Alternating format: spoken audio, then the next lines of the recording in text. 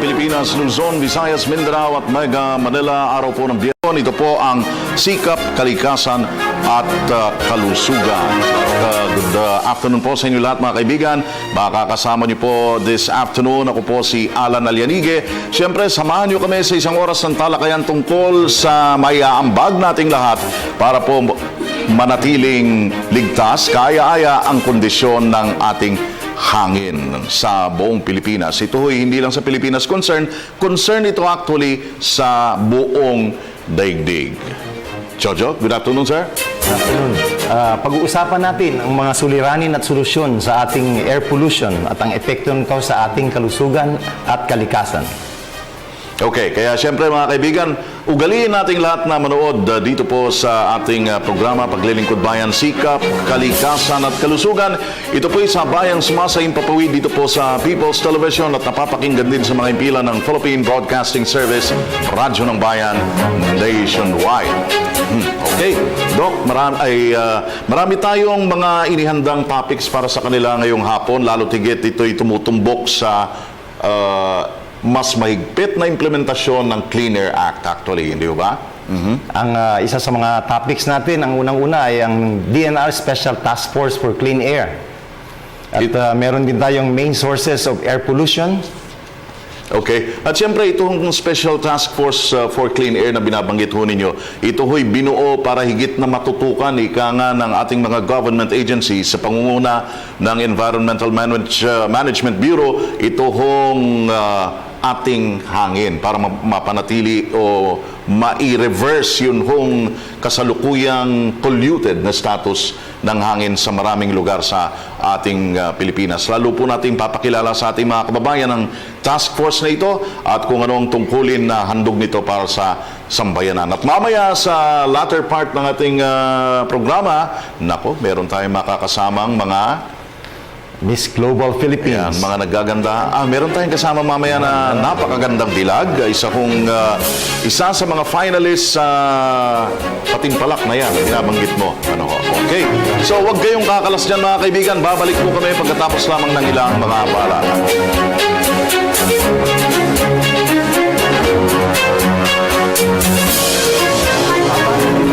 Pero alam mo ba ang mas malaking abala? Cancer, heart disease, pneumonia, ilan lang yan sa mga sakit na dulot ng air pollution na kung saan 80% ay nanggagaling sa buga ng mga sasakyan. 9,000 Pilipino ang namamatay taon-taon dahil dito. Kaya naman regular na magpamintain ng sasakyan at personal na magpakita sa emission center para ipasa ang test.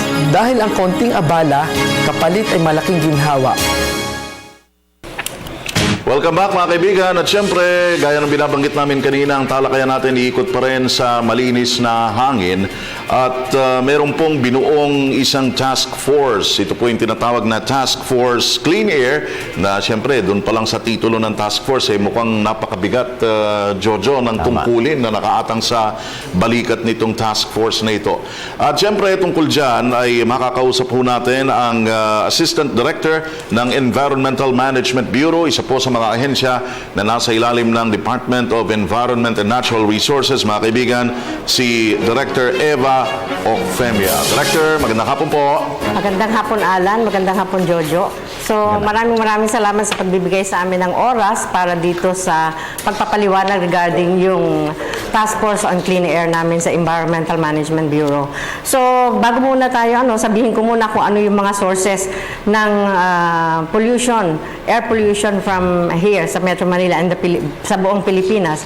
Tatlo yung klaseng yan. We have the area sources, we have the stationary sources at mobile sources.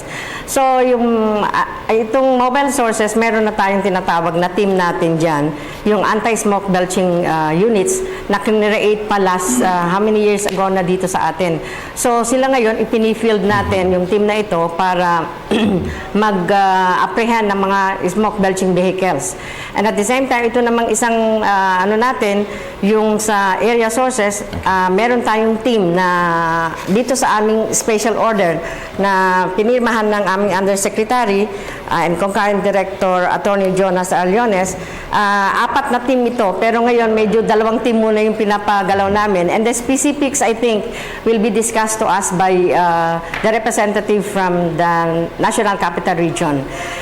Kaya ito ay kinreate para at least ma-inspect din yung mga ongoing construction in Metro Manila kasi nakita natin ito ay source na area sources at nakaka-contribute din sa pagpapaano ng mga dust sa ating mga roads at saka atin sa mga ano. So, yan muna siguro ang tatalakayin ko. At saka yung stationary sources naman, we have the industries to talk about at ito ay nakukontrol naman through the permitting system. At saka ngayon may CCTV na tayong pinapalagay sa kanilang mga malapit sa kanilang chimenea so that we can also detect whether they are emitting pollutive dust. Director, ano ang mga pangunahing aspekto o tungkulin nitong task force? Bakit ito kinreate ng EMB Director? So, itong team na ito ay kinreate, lalong-lalo na itong team natin para sa area sources, yung pag-inspect ng mga ongoing construction in Metro Manila para matingnan din kung ano-ano ang potential na sources of dust particles dito sa mga ongoing construction natin. Kasi nakikita natin, hindi ba, pagka may construction dyan ay merong emission ng dust dyan. Kung minsan nga tayo nag-ano sila ng asphalt o kung ano yan, nagbabar ng asphalt. And then ito rin mga sweeping or nagagawa dito sa construction, sa road construction. So ngayon, ito yung pinakaano nila para makita natin yung reduction ng particulates sa building construction, sa road construction, and many more.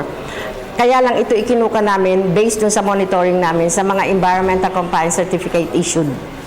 Sa kasalukuyan po ba, equipped na ang EMB para sa pang-measure ng mga pollution galing sa area sources? Ngayon, meron na tayong mga equipment na ginagamit. Like for example, meron tayong mga ambient air quality monitoring stations na naka-field sa halos lahat ng sa Metro Manila. So, yun ang magiging basis din namin. Pero yung mga specifics, we will be conducting siguro mga ambient air quality monitoring through yung sa aming high volume sampler, yung TSP in terms of total suspended particulates, at yung PM10 and PM2.5. So, may capability na tayo to handle yung sampling o yung contribution nitong mga area sources.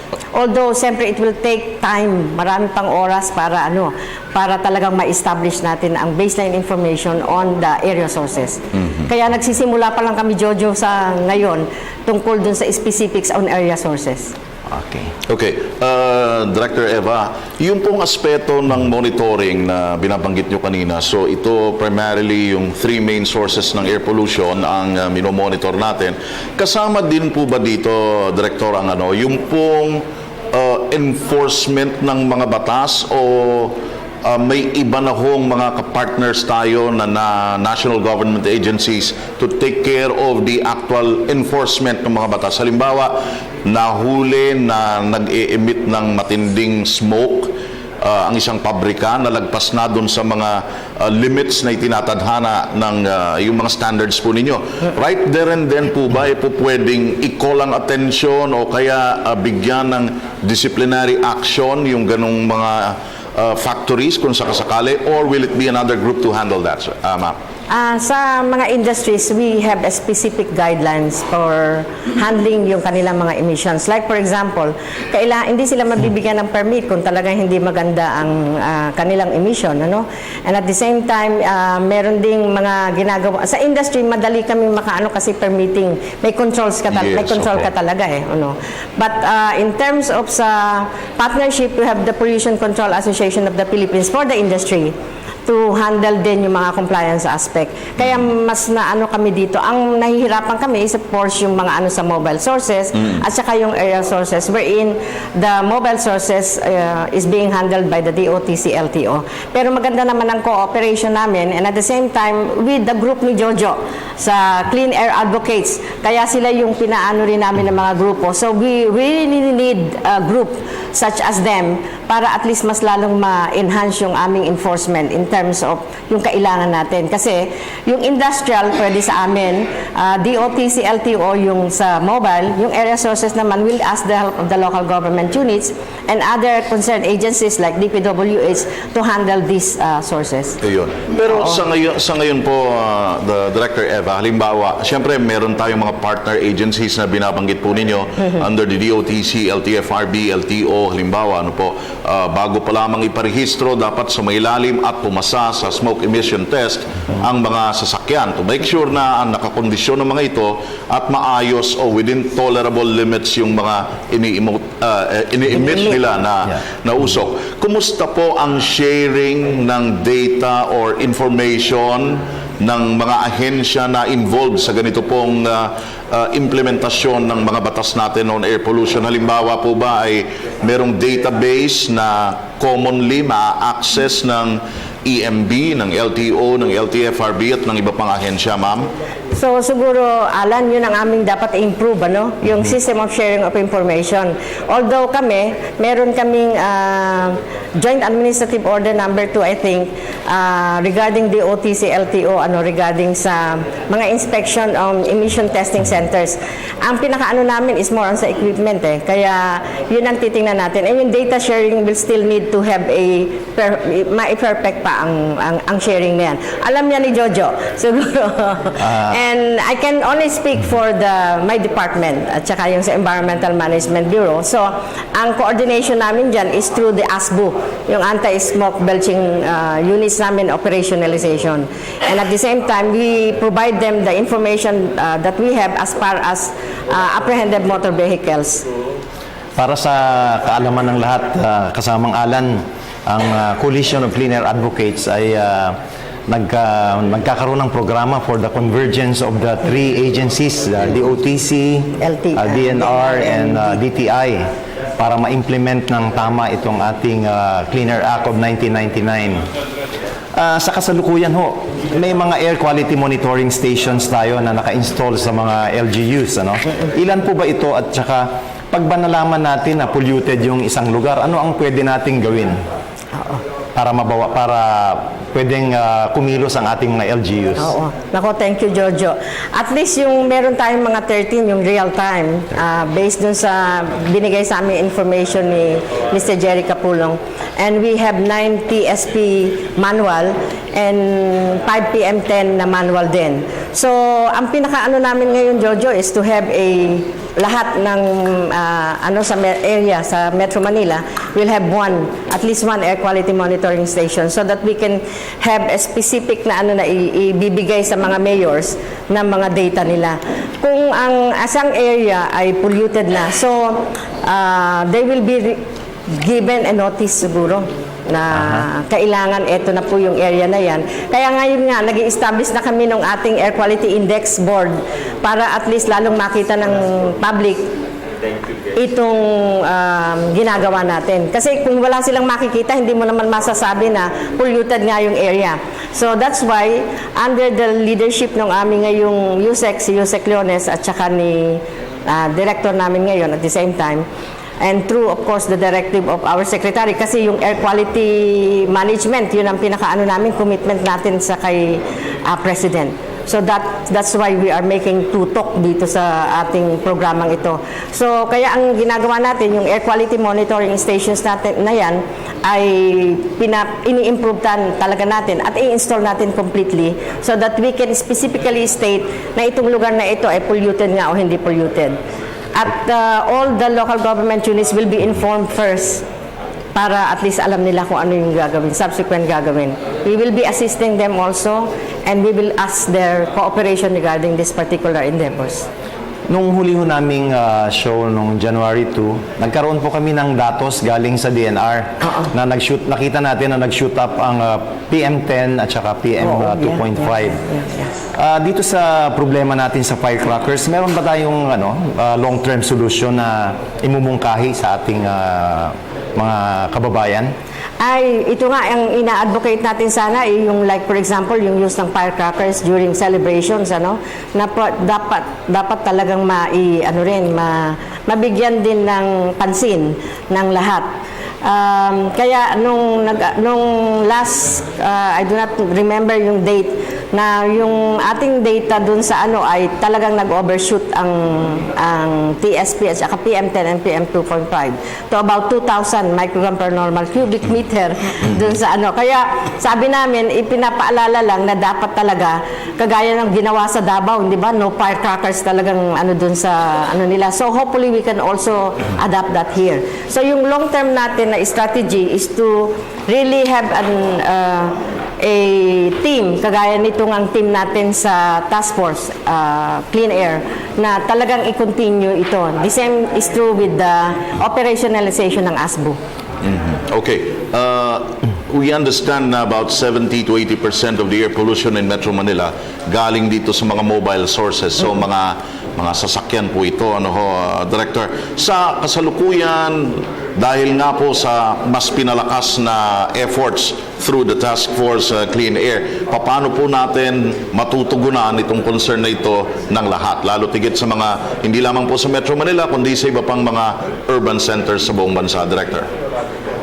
Siguro po ang gagawin natin sa ngayon sa amin as far as the DNR-EMB is concerned is to really provide yung ating mga data na kailangan. Ano?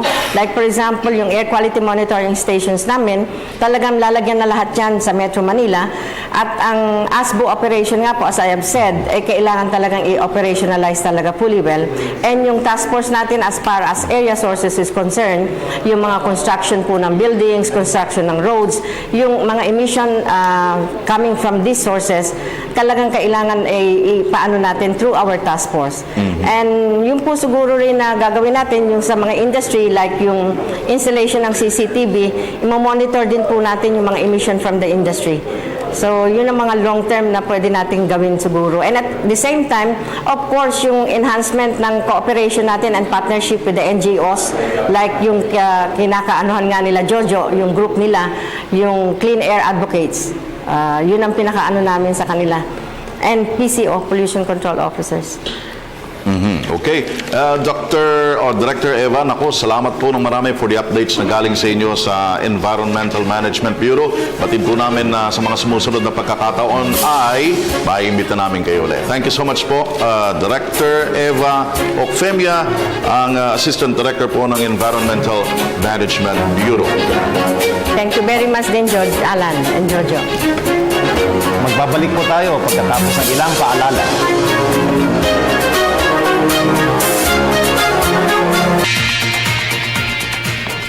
Mga kasama, ang ating pag-uusapan natin ngayon ang main sources of pollution at meron tayong special guest, ang matagal ng expert ng DNR-EMB, si Mr. Jerry Capulong, ang Science Research Specialist ng nasa bandang kaliwa. Magandang hapon sa iyo, Mr. Capulong. Magandang hapon sa iyo, Jo. Alan, magandang hapon po sa inyo lahat at sa mga manonood ng Channel 4. Okay, at siyempre, good afternoon din sa isa pang bisita natin, ang Chief ng Environmental Impact Division dyan po sa DENR, Department of Environment and Natural Resources, Engineer Willie Rapanan. Engineer, magandang hapon po. Ay, magandang hapon din, Sir Alan at saka Jojo. At magandang hapon din sa asawa ko na nanonood ngayon, si Connie, at saka yung anak ko, si CJ. At saka sa lahat ng mga nanonood ng Channel 4. Okay. Ano sa palagay ninyo ang nag-udyok sa ating pamunuan sa EMB para i-create itong special task force? Na re-recognize ba nila yung worsening problem natin sa air pollution na dapat matagal na itong overdue? Mr. Capulong. Yes, Jo, kasi ito yung priority trust ng aming departamento, yung ma-meet natin yung international standards pagdating sa air pollution. So, ang ating undersecretary, ang ating concurrent EMB director, si Attorney Jonas Millones, he signed a special order creating the team to monitor the conditions from the ECC issued by the NCR sa Metro Manila.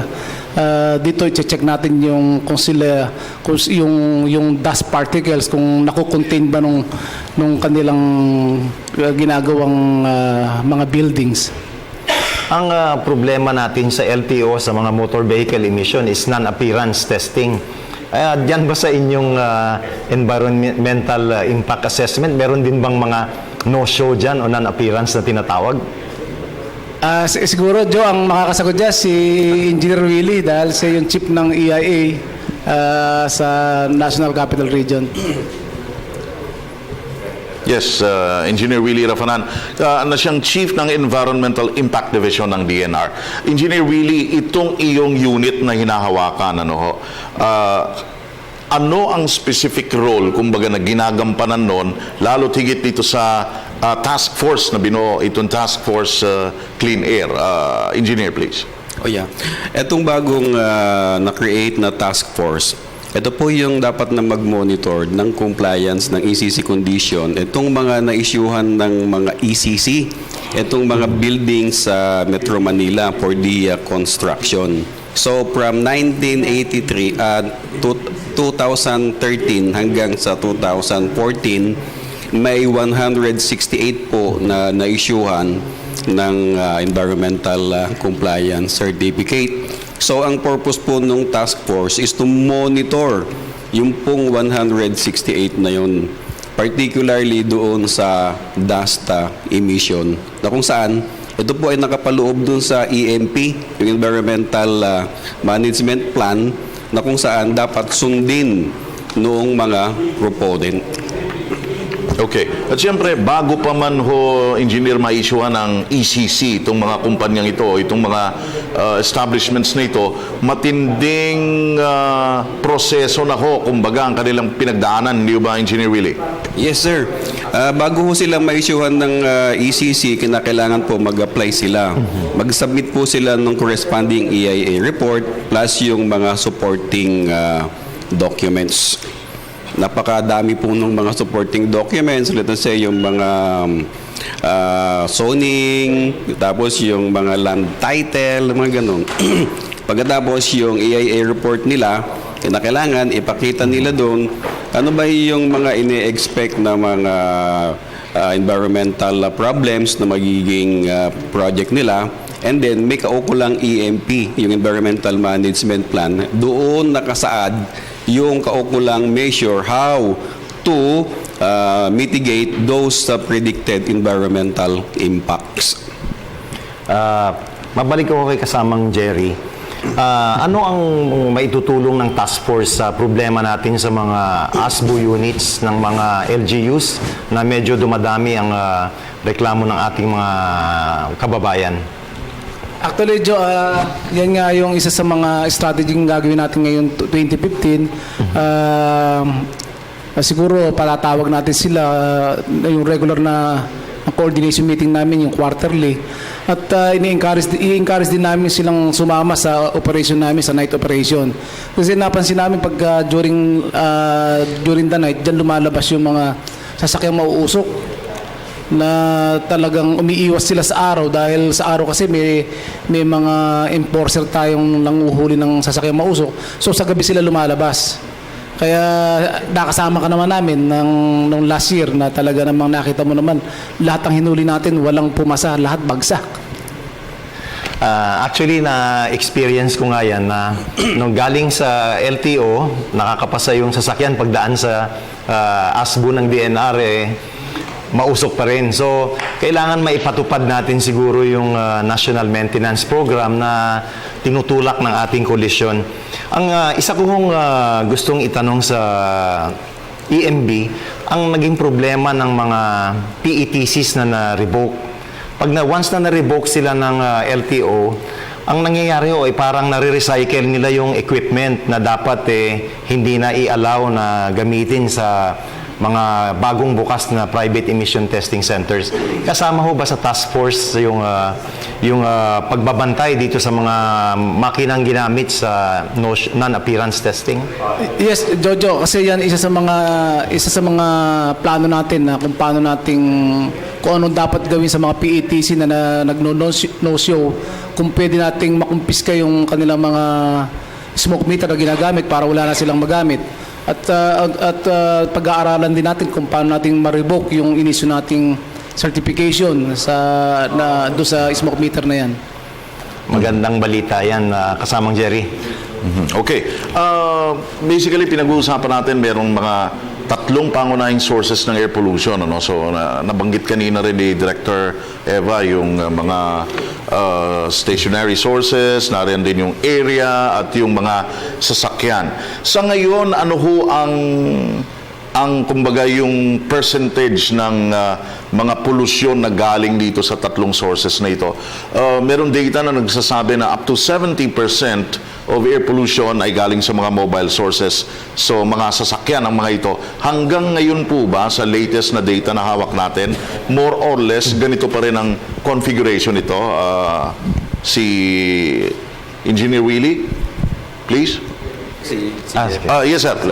Yes, Alan, doon sa aming pag-aaral sa ginawa naming study, ang nakikita namin dyan na nagko-contribute talaga ng malaking sa air pollution yung mobile sources. At saka siyempre yung nandiyan na rin yung area sources na tinatawag natin, yung mga dust particles, na yun nga yung tinututukan ng ating task force, yung bagong create na task force na to go after those construction buildings na hindi sila sumusunod doon sa ECC conditions na kanilang pinirmahan sa opisina. So diyan ilaan natin yan, tututukan natin yan. At saka isa pa, yun nga yung sa emission ng sasakyan. At yung tinatawag natin yung mga pagsisiga na isa ring contributor yan ng air pollution sa Metro Manila. Mapapansin mo naman na dito sa Metro Manila halos wala ng industries, yung iba naglipatan eh. So talagang makikita mo talaga doon sa mga monitoring station namin, ang talagang contributor is mobile sources.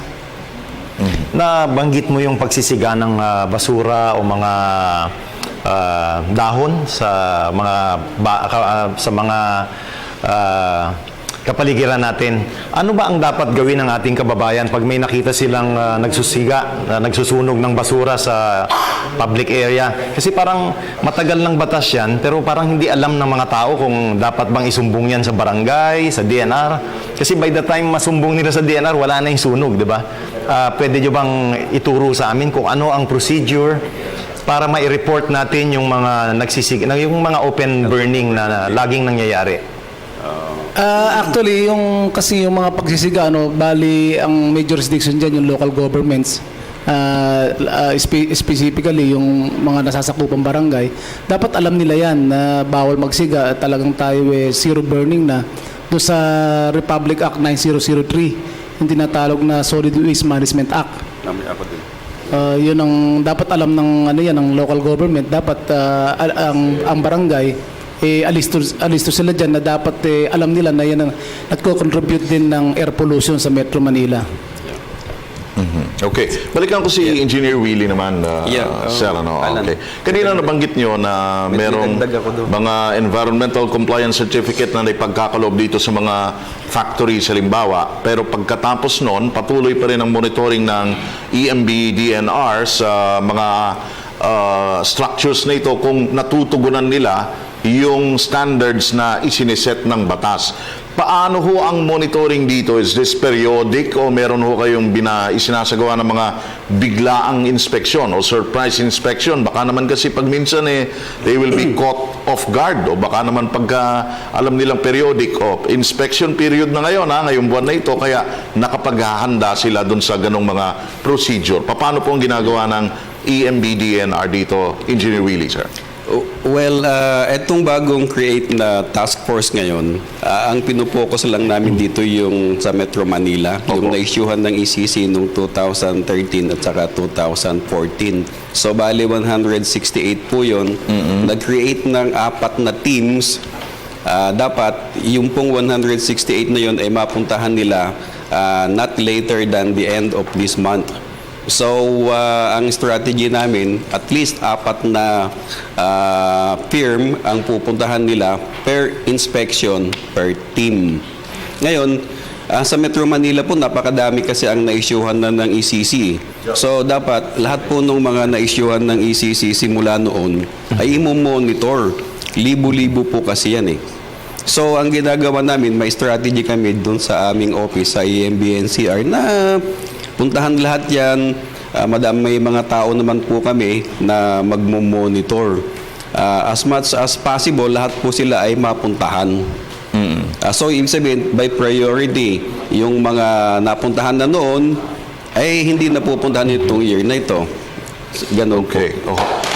We understand that you have several teams to assign dito sa particular task na ito. Yes. Sa kasalukuyan po ba, considering na marami ang kailangang inspeksyonin, ituturing po ba na sapat yung number of teams ninyo who are doing the inspection, yung pagbisita dito sa ganitong mga factories, o ideally kailangan dagdagan pa ang inyong mga team na yan, sir? Well, sa ngayon, sir, sapat naman. Naplano namin na yung 168 na yan ay may inspect nila, mamomonitor nila within 9 inspection days. Parang ang bigat, ano? Within 9 inspection days. Within 9 inspection days.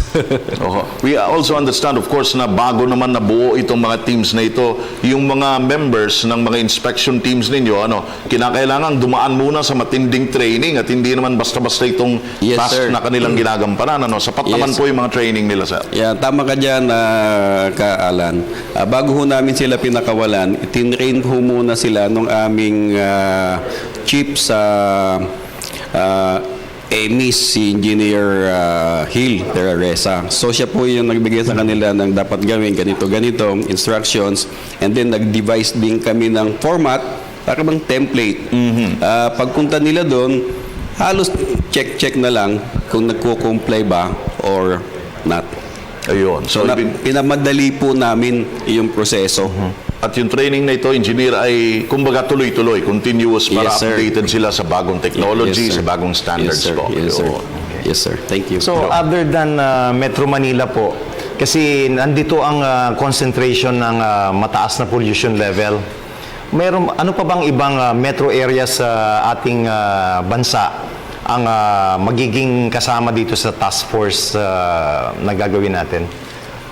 So ito po ba ay pang Metro Manila lang muna? Itong task force natin na task force clean air. Sa ngayon, ang focus natin, Metro Manila. At pagka ito naging effective, idadali natin sa Metro Cebu, sa Metro Iloilo, lahat ng mga cities na medyo mataas ang air pollution. At maganda pala ito kasamang Alan at least nag-uumpisa na ang ating Department of Environment and Natural Resources na ayusin ang ating problema sa air pollution.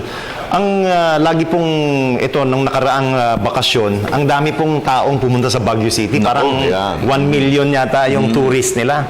At binanggit nila na masyado nang mataas ang air pollution doon. Meron ba tayong mga datos kung gaano ba kasama ang air pollution level sa Baguio City?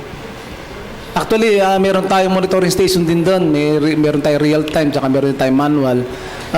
Hindi nga lang natin nakuha yung data niya dahil sa yung naging concern natin yung sa Metro Manila, specifically nitong paghihiwalay ng taon, yung monitoring data na ni-required ng ating secretary Ramon Pahay para i-report sa presidente.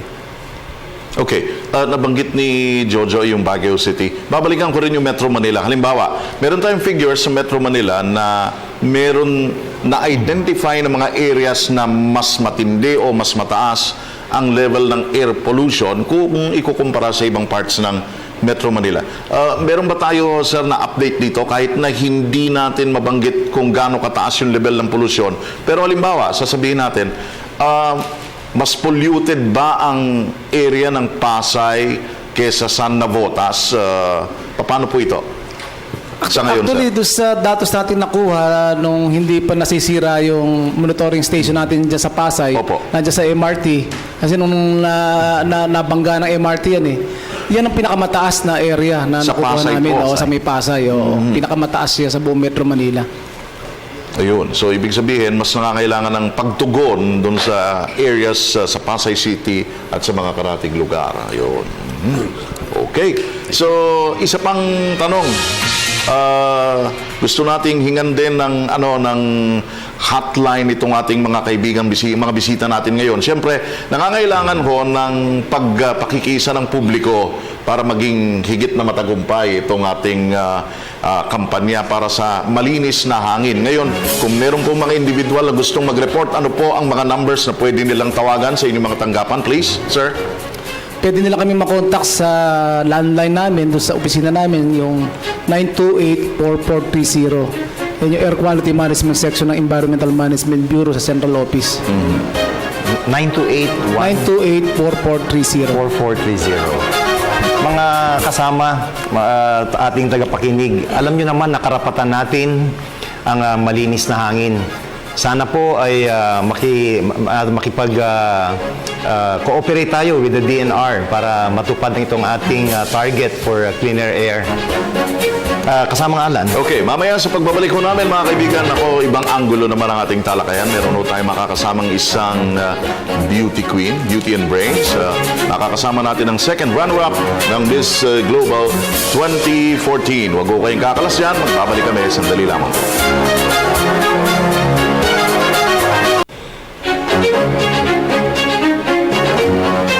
Okay, welcome back mga kaibigan sa ating pong paglilingkod bayan ngayong hapong ito ng Biyernes, Sikap, Kalikasan at Kalusugan. Ako, Giorgio, excited na ako dito sa portion na ito ng ating programa. Tama ka, Alan. Alam mo, nung December, nasungkit nung Miss Global Philippines natin, si Miss Catherine Almirante, ang second runner-up na parangal sa Miss Global 2014 na ginanap sa Mexico. At ngayong hapon ay mapalad tayo dahil makakasama natin siya ng live para kwentuhan tayo ng kanyang karanasan sa naganap na patimpalak. At ipapaalam niya rin ang kanyang mga advokasya kontra air pollution. At para sa kaalaman po ng lahat, si Miss Catherine po ay nanalo na Miss Air, na siya po ang representative ng Coalition of Clean Air Advocates. Yeah, Miss Clean Air po siya during that contest. And of course, yan, nais natin pakilala, siya pong second runner-up ng Miss Global 2014, mga kaibigan, si Miss Catherine Almirante. Catherine, good afternoon. Good afternoon po. Maraming salamat po sa pag-imbita sa akin dito. Ayan, mukhang kakaiba yung contest mong nasalihan, hindi lang basta beauty and brains, may special twist pa sa environment, di ba, Tama, Jojo? Opo, actually holistic po yung natin, yung advocacies natin from environment to education, lahat po kino-cover natin para makatulong po sa sa ating community, especially dito sa Philippines. Ayan. Kumbaga, bago mo pa man naisipang sumali sa pageant na ito, matagal mo na bang advokasya ang pangangalaga sa ating hangin, partikular sa kalinisan ng ating hangin at ng kapaligiran? Opo, Catherine? since I was in high school po, I have always been an advocate for the environment. That's why I joined in 2012, I joined Miss Earth para po ma-continue yung aking advocacy in protecting our Mother Earth po. And how would you, please share with us yung naging experience mo sa pagsali dito sa competition na ito. This was held in the US, di ba, Catherine? Yes po, sa LA po. So we sailed from LA to Mexico. So yung aming yung aming pageant is in a cruise ship. So sobrang ganda po ng experience kasi it's something new. Tapos sobrang dami po naming nakilala na beauties from all around the globe. Kumusta ang Mexico and USA stint mo, Catherine? Pwede mo kaming kwentuhan kung ano bang nangyari dito sa Miss Global contest? Kasi ito ay medyo naiiba sa ating mga regular na beauty contest. Yes po, Miss Global is the only pageant that accepts single moms, and also na-extend po yung age bracket kasi usually po yung the ages are only allowed until 24 or 25, pero in Miss Global po until 35 po, lalo na sa international. Tapos aside from that, it was a very, very life-changing experience since all of the contestants were very, very beautiful from all over the globe, and then all of them are very well accomplished. Some of them are authors, doctors, and lawyers. So, sobrang pressured po, pero sobrang dami ko pong natutunan. Kasama nga Alan, hindi lang pala pwedeng maganda dito sa Miss Global contest. Kailangan maraming laman ang kanilang mga utak, ano? Yes, of course. And Catherine, dahil ikaw ay napili bilang second runner-up dito sa Miss Global 2014, at ikaw ay, kumbaga, in a way, maglilingkod o magsisilbi bilang ambassador para higit na itaguyod at ipakalat pa itong advokasya ng clean air at hindi lang dito sa Pilipinas kundi sa ibang panig ng ating mundo.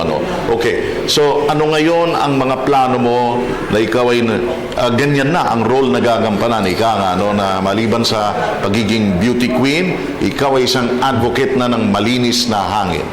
Opo, sobrang thankful po ako na nabigyan ako ng chance to represent DNR as one of the Clean Air Ambassadors, and I'm looking forward to more of the projects since we already did our national Check Your Car Day. Tapos meron po tayong yung anti-smoke belching campaign. Tapos yun po, pinangungunahan po talaga namin, hands-on po talaga. Kaming nanghuhuli, as in dun po talaga kami sa EDSA, kasama natin sa DNR po. Hindi ka ba, wala pa bang offers sa movies or sa film industry para sa inyo, Miss Catherine? Wala pa po for now, pero ngayon I would like to focus on my duties as Miss Global Philippines and Miss Global 2014 second runner-up, and especially DNR's Clean Air Ambassadors po. Balikan ko lang konti yung binanggit niya kanina. Sumasama siya mismo sa roadside para mag-apprehend ng mga nagva-violate sa yung mga makakapal na usok ko na sasakyan. Anong pakiramdam? Imagine, siyempre, pagka mausok, mainit, kaya mong tiisin ang mga yan para lang ituloy ang iyong advocacy, Catherine, ha? Opo, actually, hindi naman po yun hadlang. Yung maganda nga po doon, na nandun kami, nakikita nila na marami pong may pakialam sa environment natin, Yes. lalo na sa kalinisan, sa ating air na binibreathe. Kasi, ano po yun, it's a right, it's not a privilege. Everybody should have it. Yeah. Bilang second runner-up ng Miss Global, ano ba ang added responsibilities mo? Kasi may Miss Air ka pa, Apo. and then second runner-up ng Miss Global, and incidentally, first time natin sumali sa Miss Global Beauty nanalo Contest. pa. Nagkaroon kaagad Second tayo ng runner-up. winner. Opo, and aside from that also, aside from bagging second runner-up international, we also won Miss Fashion, which is a combination of best in long gown and best in national costume. So this gown I was wearing for the long gown competition, which was made by Richie Bondok, a fashion designer from Pampanga. And on the lighter side, magtatanong ako ng isa kay Catherine. Saan ang roots mo dito sa Pilipinas? Tiga saan ang mama mo? Tiga saan ang papa mo? I'm from Cagayan de Oro po. When I was competing for Miss Global Philippines, I represented Cagayan de Oro. So, Ayun. and also I would like to tell you the good news that I have successfully invited the Miss Global organization, yung international po, to come to the Philippines and experience why we choose the Philippines.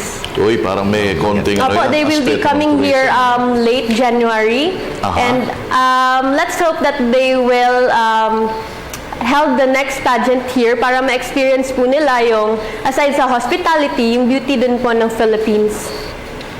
Okay. So, Catherine, baka meron ka mensahe para sa mga nanonood at nakikinig sa atin, sa kabataan, lalo tigit, ano? Please go ahead, Catherine. Magandang hapon po sa inyong lahat. I'm Catherine Almirante, Miss Global Philippines and Miss Global International second runner-up. Gusto ko lang po magpasalamat sa lahat ng suporta, sa lahat ng prayers po, and sana po, especially as a Clean Air Ambassadress, let's do our share in protecting and preserving Mother Earth. Yung mga hindi pa po nagpapa-emission test, magpa-testing na po kayo para makatulong din po. Tapos po, let's do our tiny share in helping Mother Earth recover. Yun lang po. Maraming salamat. Palagay ko kasamang Alan kung kasing ganda ni Catherine yung pumapara ng ating mga buses, baka kahit hindi mausok ang sasakyan, magpapatesting na sila. Oo, hihinto at magpapatest na ng kanilang mga smoke emissions. Okay. So, ngayong hapon po, mga kaibigan, na underscore natin, lalong nabigyan ng importansya ang kahalagahan ng malinis na hangin at ito ring role na gagampanan nitong special na task force Clean Air, no? Jojo, mahalagang papel na ginagampanan nila, of course, with partnership sa mga kagaya natin, ano? But of course, hindi naman dapat na itinuturo lamang palagi sa mga government agencies, sa mga social civic organizations ang pangangalaga sa hangin, di ba? Mahalaga ng bawat isa, individual, gaano man kaliit, ay nakikibahagi. He's doing his or her share para sa malinis na kapaligiran, malinis na hangin particular. Maraming salamat, Catherine. Salamat Palagay din po. ko makakasama natin siya madalas dito sa ating mga advokasya sa malinis na hangin. Okay, so paano? It's bye-bye time na. Bilis ng isang oras, Jojo.